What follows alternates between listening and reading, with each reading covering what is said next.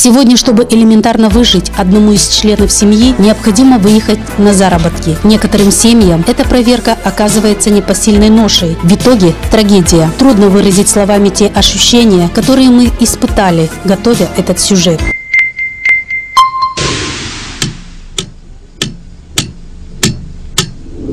Евдокия – старшая из 3 детей в семье Ильи Константиновича и Кирики Дели. Успешно закончив среднюю школу в селе Бишалма Камрадского района, она получила профессию повара. Ей работа очень нравилась. Жизнь сулила небольшие перспективы. Любимый парень, замужество. Но в 90-е годы развал союза, потеря постоянной работы, 2 детей, сын Василий не по годам развитый ребенок и дочь Аня с признаками инвалидности. Из-за нехватки средств на проживание муж отпускает Евдокию на заработки в Турцию. Все едут на заработки, она тоже. Как папа говорит, у меня тоже 2 детей.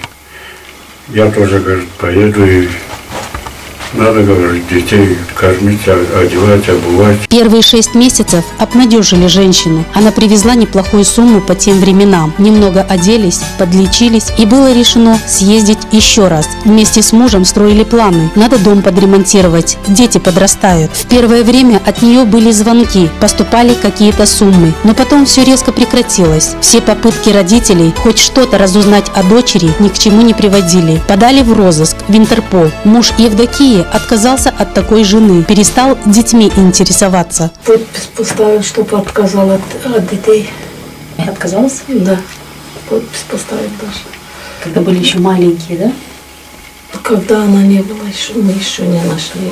Поехала на заработки, а оказалось, она не зарабатывала деньги, а зарабатывала вот эти болезни. Вся тяжесть ситуации легла на плечи родителей. Через 5 лет неведения в селе прошел слух, что кто-то увидел Евдокию в Турции, и ей необходима помощь. И помощь ей была оказана. Спасибо, одна девчонка приехала оттуда, говорит, я сутки побыла там в тюрьме, и, говорит, мои документы при себе были.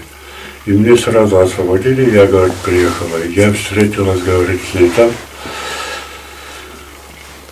Но, говорит, если еще недельку она там побудет и не успеете ее домой взять, вряд ли она выживет.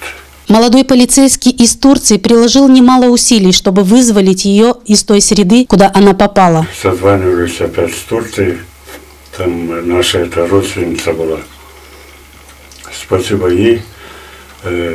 Она как там уже замужем, эта женщина. И ее муж это ментом работал там. И спасибо им, что взяли ее оттуда. Сразу на самолет.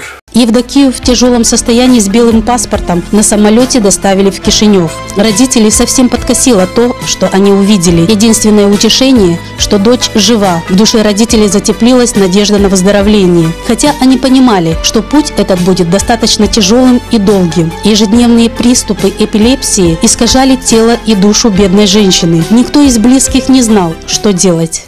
И 5 лет ее не было. Где она, как, что? Оказывается, это, где она работала, эта хозяйка взяла ее, и, мол, она украла у нее там это, бриллианты какие-то, не знаю что, и взяла и отвезла ее в тюрьму. И 5 лет там в тюрьме.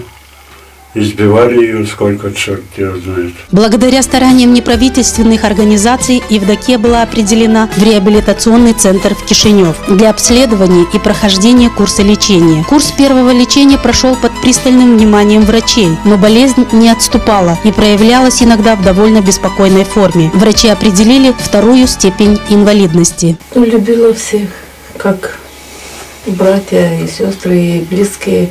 Сейчас она будет неделю, там, 2 недели будет так лежать. Она сейчас без памяти вообще. Иногда болезнь ненадолго отступает. Женщина оживает, начинает радоваться жизни, солнцу, успехам 18-летнего сына, стараниям 14-летней дочери. Но приступы периодически повторяются. Любое волнение выводит ее из равновесия. Память уходит, силы покидают. Наступает время мучительных попыток к выживанию. И это состояние длится неделями. Ей по-прежнему нужна помощь, финансовая и медицинская. Ей опять надо в Кишинев ехать. Вот этого уже не хватает. Занимаем у кого-то. В месяц 3-4 раза езжать это в Кишинев, а этих денег нам неоткуда. Так что же произошло там, далеко от дома?